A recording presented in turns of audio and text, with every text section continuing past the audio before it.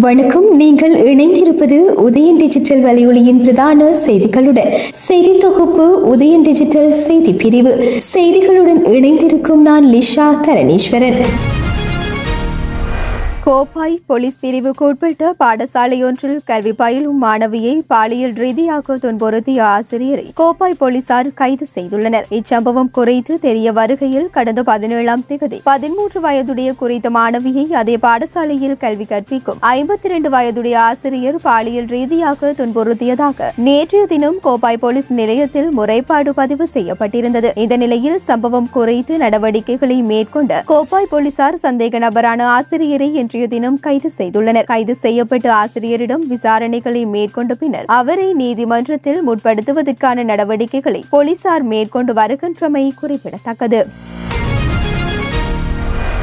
நாகப்பட்டினத்துக்கும் காங்கேசன் துறைக்கும் இடையே சரக்கு கப்பல் சேவை ஒன்று இடம்பெறவுள்ளதாக அறிவிக்கப்பட்டுள்ளது. ANN லாஜிஸ்டிக்ஸ் என்ற நிறுவனத்தால் இந்த சரக்கு கப்பல் சேவைகள் முன்னெடுக்கப்படவுள்ளன. தாராக்கிரன் என்ற 700 தொன் எடையூற்ற கப்பலே இந்த சேவையில் ஈடுபடுத்தப்பட உள்ளது. இந்த கப்பல் சேவைக்கான பூர்வாங்க பணிகள் அனைத்தும் தற்போது ஆரம்பிக்கப்பட்டுள்ளன. பிப்ரவரி மாதம் 3வது வாரத்தில் பணிகள் அனைத்தும் நிறைவடையும் என்று எதிர்பார்க்கப்படுகின்றது. மார்ச் மாதம் 1வது வாரத்தில் சேவைகள் ஆரம்பிக்கப்படும் என்று தெரிவிக்கப்பட்டுள்ளது.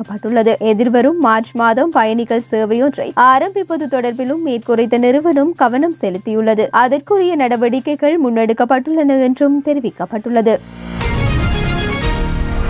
வீதி போக்குவரத்து போலீசாரின் கடமைக்கு இடையூறு விளைவித்த குற்றச்சாட்டில் நாடாளுமன்ற உறுப்பினர் ராமநாதன் அர்ஜுனாவுக்கு எதிராக தாக்கல் செய்த வழக்கில் சந்தேக நபரின் பெயர் தவறாக குறிப்பிடப்பட்டதால் வழக்கு ஒத்திவைக்கப்பட்டுள்ளது. போக்குவரத்து போலீசாரின் கடமைகளுக்கு இடையூறு விளைவித்த குற்றச்சாட்டின் பேரில் ராமநாதன் அர்ஜுனாவுக்கு எதிராக நீதிமன்றத்தில் போலீசாரால் வழக்கு தாக்கல் செய்யப்பட்டிருந்தது. வழக்கின் சந்தேக நபர் தாமென ஜாழ் மாவட்ட நாடாளுமன்ற உறுப்பினர் மருத்துவர் அர்ஜுனா நீதிமன்றில் முன்னிலையாகி இருந்த நிலையில் அனுராதபுரம் பிரதான நீதிவான் நாளுக்கு அவரை சந்தேக நபராக ஏற்றுக்கொண்டார். சந்தேக நபர் ராமநாதன் அர்ஜுனா என்ற பெயரில் தேசிய அடையாள அட்டையுடன் நீதிமன்றில் முன்னிலையாகி இருந்த போதும் இச்சம்பவம் தொடர்பில் நீதிமன்றில் சமர்ப்பிக்கப்பட்ட அறிக்கையில் அனுராதபுரம் போலீசார் சந்தேக நபரின் பெயர் அர்ஜுனா என்பதற்கு பதிலாக லோச்சனா என குறிப்பிடப்பட்டுள்ளது என நீதிவான் தெரிவித்துள்ளார். நீதிமன்றத்தில் முன்னிலையான சந்தேக நபரின் பெயருக்கும் போலீஸ் அறிக்கையினால் நீதிமன்றில் முன்வைக்கப்பட்ட பெயருக்கும் முரண்பாடு காணப்படுவதால் வழக்கு எதிர்வரும் 3ஆம் தேதிக்கு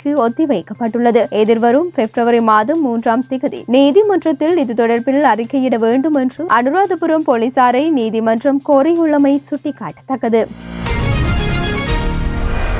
2024ஆம் ஆண்டுக்கான புலமை பரிசில் பரீட்சை பெறுபவர்கள் விரைவில் வெளியாகும் என எதிர்பார்க்கப்படுவதாக பிரதமர் கலாநிதி ஹரிணி அமரசூரிய தெரிவித்துள்ளார். நாடாளுமன்றில் இன்று கேட்கப்பட்ட கேள்விக்கு பதில் அளிக்கும் போதே பிரதமரும் கல்வி உயர்கல்வி மற்றும் தொழிற்கல்வி அமைச்சருமான ஹரிணி அமரசூரிய இவ்வாறு தெரிவித்தார். புலமை பரிசில் பரீட்சையுடன் ஏற்பட்ட நெருக்கடியினால் பெறுபவர்களை மதிப்பிடுவதை இடைநிறுத்தி நீதிமன்றம் வழங்கிய உத்தரவு காரணமாக பெறுபவர்களை வெளியிடுவதில் தாமதம் ஏற்பட்டுள்ளதாகவும் அவர் இதன்போது சுட்டிக்காட்டினார்.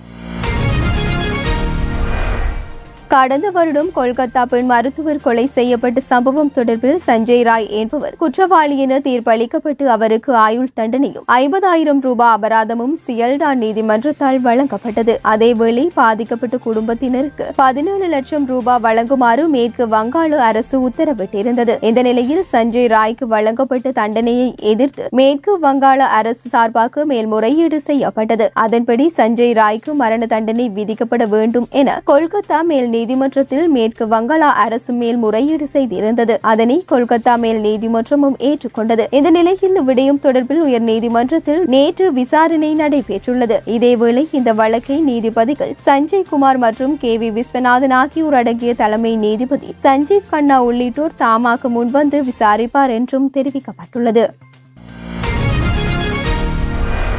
அமெரிக்காவின் நாஸ்வில் பகுதியில் உள்ள பாடசாலை ஒன்றில் இடம்பெற்ற துப்பாக்கி பிரயோகத்தில் 2 மாணவர்கள் கொல்லப்பட்டுள்ளனர். தென் நாஸ்வில் பகுதியில் உள்ள ஆண்டியோஜ் பாடசாலையிலேயே இச்சம்பவம் இடம்பெற்றுள்ளது. பாடசாலையின் உணவு விடுதியில் சொலமன் ஹெண்டர்சன் என்ற மாணவன் 2 மாணவர்கள் மீது துப்பாக்கி பிரயோகத்தை மேற்கொண்ட பின்னர் தன்னை தானே தனது கை துப்பாக்கியால் சுட்டு உயிரிழந்தார் என போலீசார் தெரிவித்துள்ளனர். 16 வயதுடைய மாணவி ஒருவர் மருத்துவமனையில் சேர்க்கப்பட்ட நிலையில் உயிரிழந்துள்ளார். மற்றொரு மாணவன் உயிருக்காக போராடுவதாகவும் தெரிவித்தார்.